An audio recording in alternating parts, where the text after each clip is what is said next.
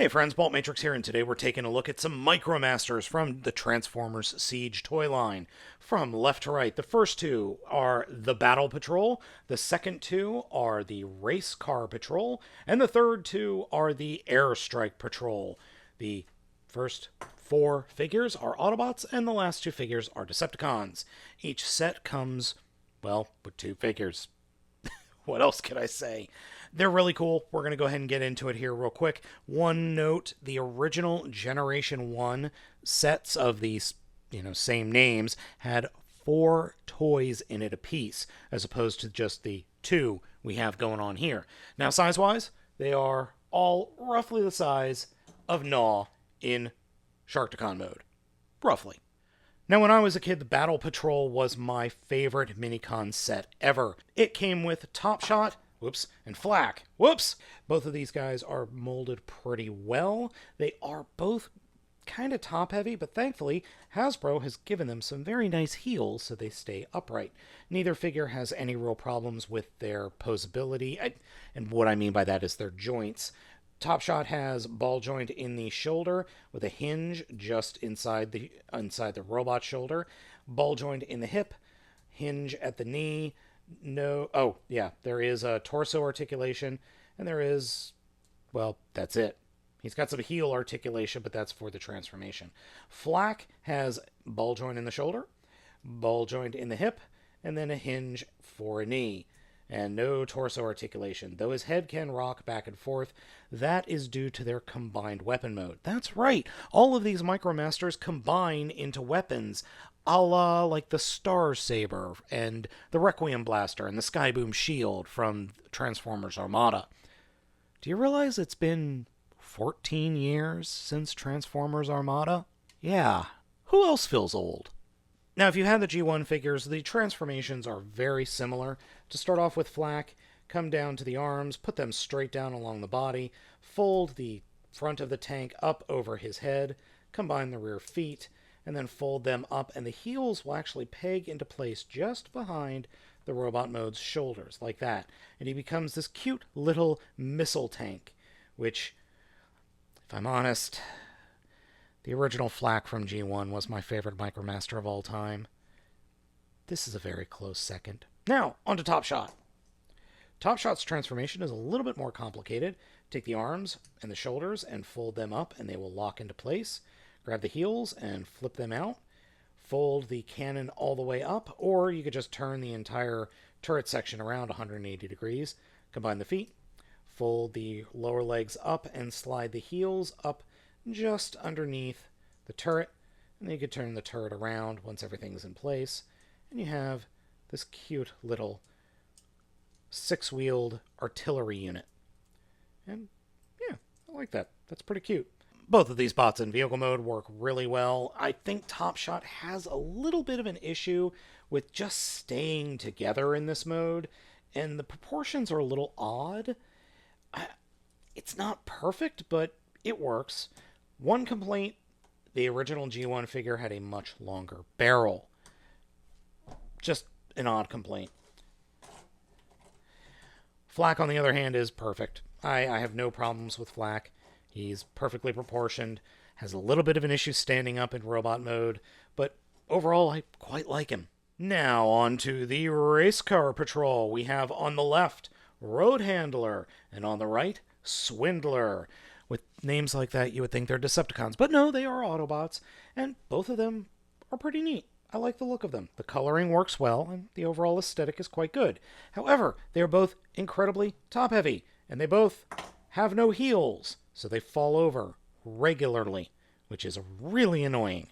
Road Handler's posability is virtually the same as Flak's. Ball joint in the shoulder, ball joint in the leg, or the hip, and these ball joints are way too loose for my taste. Nothing a little floor polish won't fix.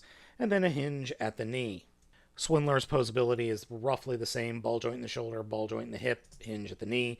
However, his posability is greatly affected by these gigantic shoulder pads, and the fact that you can't really pull the arms away from the body all that much. So you go to move the arm, and it hits everything.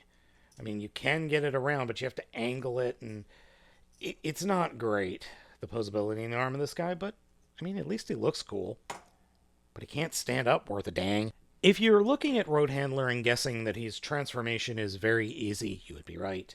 Simply take the arms and peg them into the sides, take the top of the vehicle mode and flip it over the head, combine the legs while trying to not pop ball joints off, and then fold the legs up, and they will peg into the back of the vehicle mode, like so. And you end up with this nice 80s sports car. It works well. Could use a little bit more paint, but I do appreciate the Autobot symbol on the side. Swindler's transformation is just as easy. Arms, you do want to peg them into the sides, but first come to the back and flip forward the hood, and then kind of sandwich that in between the shoulders, and then flip the legs up until they peg into place, and you end up with, I think this is supposed to be a DeLorean. No, that can't be right. That cannot be right. Anyway, it's gray, it's black. Again, could use a little bit more paint. But again, I do appreciate the Autobot symbol. Ah. Oh, and yes, both Autobot cars roll with almost no problem, except Road Handler has, well, the robot chest is sticking out way too far from the bottom of the vehicle mode, which is weird.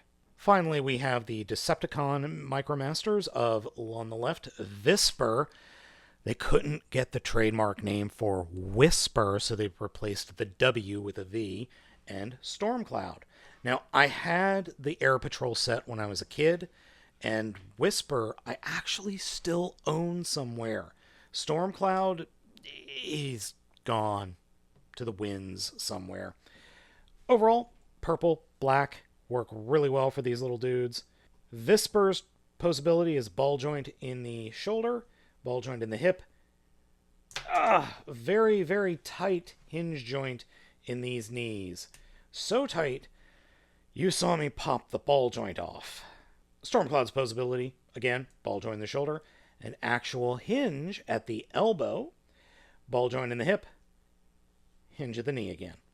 Oh, and both these guys have no trouble standing up because of their nice, very wide heels. If you ever had the original Generation 1 Whisper, the transformation is very similar, not exact though. Put the arms straight down and then fold the wings down, and they will peg into the backs of the forearms.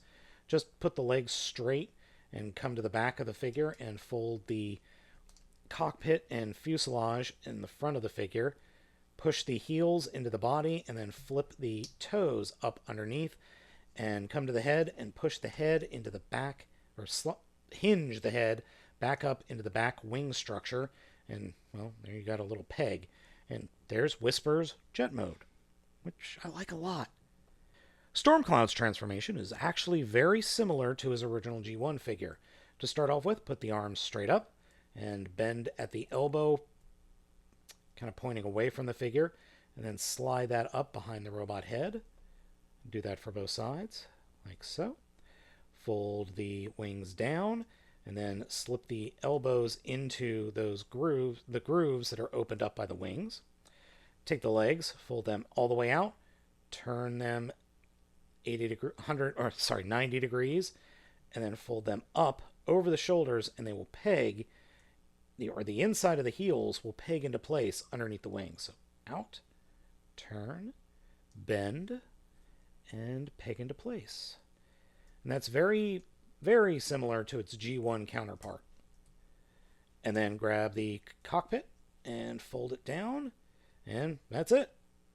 Yep, it's definitely a Transformer. Plane on top, bot on the bottom. Yep, definitely a plane Transformer. Each one of these little guys is pretty cool, though, as you know, they're called Micromasters, so they are very, very tiny. They can, well, each of the vehicle modes can be eaten by a Sharkticon. Now, each one of these sets do have a third mode. They've got a robot mode, a vehicle mode, and then they all have a combined mode. Each set combines into a different weapon. So let's go ahead and get into that right now. Top Shot and Flak's combined mode is by far the most complicated. First, we have to fold the feet out all the way on Flak, grab the head, or the front of the tank mode, fold it down while pulling the head with it, and then flip out this peg like that. And then we can put Flak off to the side. Then, with the and then with Top Shot, lift up the front barrel of the gun, flip out the legs like so, and fold them all the way out. Take the entire rear of the figure and turn it around 180 degrees. Take the arms and kind of fold them down like you're going to transform the figure. Then fold the feet back up and they will peg into place in little grooves in his chest. And getting that lined up is a little bit tricky sometimes, but it will go into place. With the barrel pointing down like that, then grab Flak, and Flak's peg will peg into this big peg hole at the back of the turret, and just peg it into place like that. And the shoulder bits that are sticking off Top Shot are supposed to peg into the shoulder peg holes on Flak, but they don't always do. So you kind of have to just futz with it until you could get everything lined up correctly, and you're also not swearing. There is also that. And here we have the Electroverge Neuroblaster. It's just a giant cannon. I'm okay with that. Next up is the Race Car Patrol, and theirs is, well, we'll get into it. Let's take the gray dude first. Simply fold his legs out all the way, or the rear of the vehicle mode out all the way like you're transforming to robot, and then turn them around 180 degrees, and that's it. So put him off to the side. Then come to the red dude, and first fold up the hood and flip out the peg, then close the hood up again, flip out the feet like we did with the first one, and make sure that they stay connected like so. Oh, and one thing I forgot to do is flip out this little peg that's right above his head. And then this one peg will peg into the gray guy's chest. And that's it. That is the Multi-Mech Particle Exhaust Cannon. I like to just lift the legs up like that. Or you could just put them out like that. This is real dumb. This is literally just two figures that turn into cars laying on top of each other. And finally, Visper and Stormcloud have, well, kind of 1/3 of a Star Saber. So first off, take Stormcloud, take the front of fuselage of the vehicle mode, fold it up, and transform it like you would going into robot mode, then leave the figure alone, turn it around at the exhaust port where the burner is, or the thruster is. You take that peg that comes off Visper and plug it into place. And that's it. That is its, what is this called? The Circuit Stream Spy Blade. Right, yeah. I think the Star Saber was cooler in Armada. That at least had 3 planes. I like all of these sets. I think they all have their own charm, but if I have to rank them in, first or best to last, I would go with the Airstrike Patrol first, then I would go with the Battle Patrol second, and last is the Race Car Patrol.